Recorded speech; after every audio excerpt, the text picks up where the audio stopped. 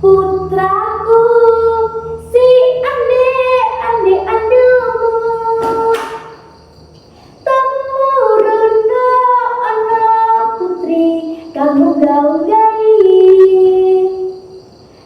Putri nengger kang rupane, klenteng kuning iku kang dadi asmane. Duh ibu kula nggih purun, duh ibu kula badhe medun, nadyan Allah menika kang putra suwon. Assalamualaikum warahmatullahi wabarakatuh. Perkenalkan, nama saya Lili Elisa. Saya dari SMP Negeri 1 Pelabuhan. Di sini saya akan menceritakan dongeng Ande-Ande. Dahulu kala, Kerajaan Jenggala dan Kerajaan Kediri disatukan oleh ikatan pernikahan antara putra-putri mereka, yakni Panji Asmarabangun dan Dewi Sekartaji. Kebahagiaan pernikahan antara Panji Asmarabangun dan Dewi Sekartaji tidak berlangsung lama, sebab Kerajaan Jenggala diserang oleh musuh. Dewi Sekartaji melarikan diri dan menyamar sebagai gadis desa yang tinggal dengan seorang janda dan ketiga orang putrinya. Ketiga orang putrinya bernama Klenting Merah, Klenting Hijau, dan Klenting Biru. Kemudian Dewi Sekartaji diangkat menjadi anak dan diberi nama Klenting Kuning. Namun, Klenting Kuning tidak diperlakukan dengan baik. Setiap hari, ia hanya disuruh mengerjakan pekerjaan rumah. Klenting Kuning, cuci baju dan selendangku, kata Klenting Merah. Jangan lupa bersihkan semua rumah ini. Jangan sampai ada debu sedikit pun, perintah Klenting Hijau. Klenting Kuning diperlakukan seperti seorang pembantu. Meski demikian, Klenting Kuning mengklaim penyamarannya. Di satu sisi, Kerajaan Jenggala telah kembali aman. Panji Asmarabangun telah berhasil mengalahkan musuhnya. Tetapi ia sedih karena Dewi Sekartaji telah meninggalkan istana. Ia pun bertekad untuk mencarinya. Pengawal, cari dengan teliti ke seluruh negeri istriku, Dewi Sekartaji. Ia telah bersembunyi dan aku tidak tahu bagaimana kabarnya. Para pengawal istana pun mencari tahu keberadaan Dewi Sekartaji. Setelah beberapa waktu, seorang pengawal menemukan gadis yang mirip dengan Dewi Sekartaji.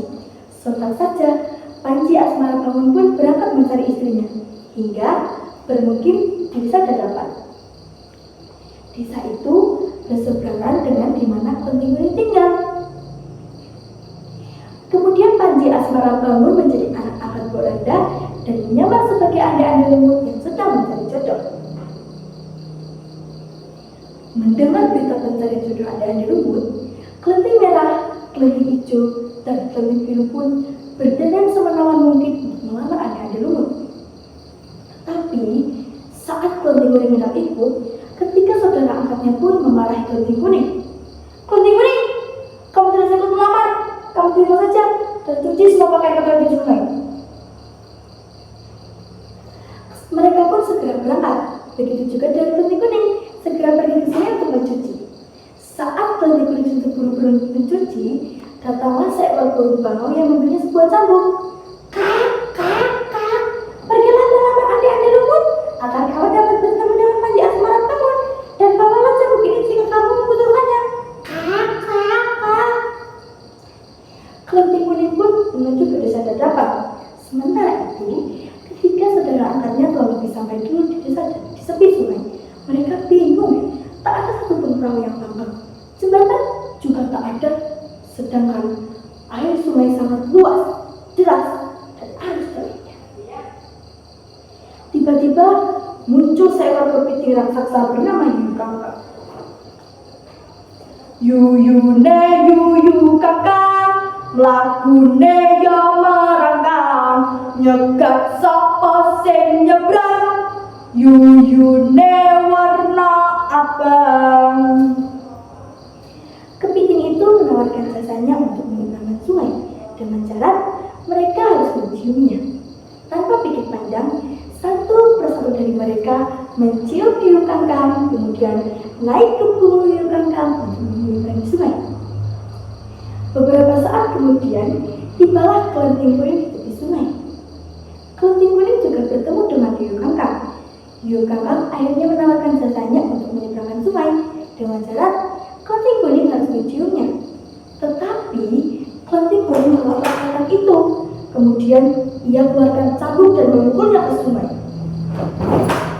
Jika kamu tidak mau membantuku, maka lihatlah, kamu akan mati kepanasan sebab sungai ini akan surut.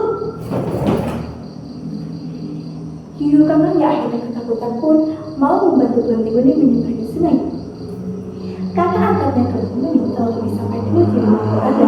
Secara bergantian, kelenting merah, kelenting hijau, dan kelenting biru pun menunjukkan wajahnya ke adik-adik lumut. Tetapi tak satu pun dari mereka yang terpilih karena mereka telah mencium hiu kangkang. Begitu juga dengan gadis yang lain. Beberapa saat kemudian, tibalah kelenting kuning di rumah Boranda. Akhirnya, Ande-ande lumut memilih kelenting kuning sebagai istrinya karena ialah satu-satunya gadis yang tidak mencium hiu kangkang. Ande-ande lumut membongkar penyamarannya. Ia bercerita bahwa dirinya adalah Panji Asmara Bangun. Di depan semua orang, kelenting kuning mengubah dirinya menjadi Dewi Sekataci. Semua orang terkejut. Kemudian Panji Asmara Bangun dan Dewi Sekataci berkumpul kembali melanjutkan pernikahannya dan hidup bahagia selamanya. Tali jiwa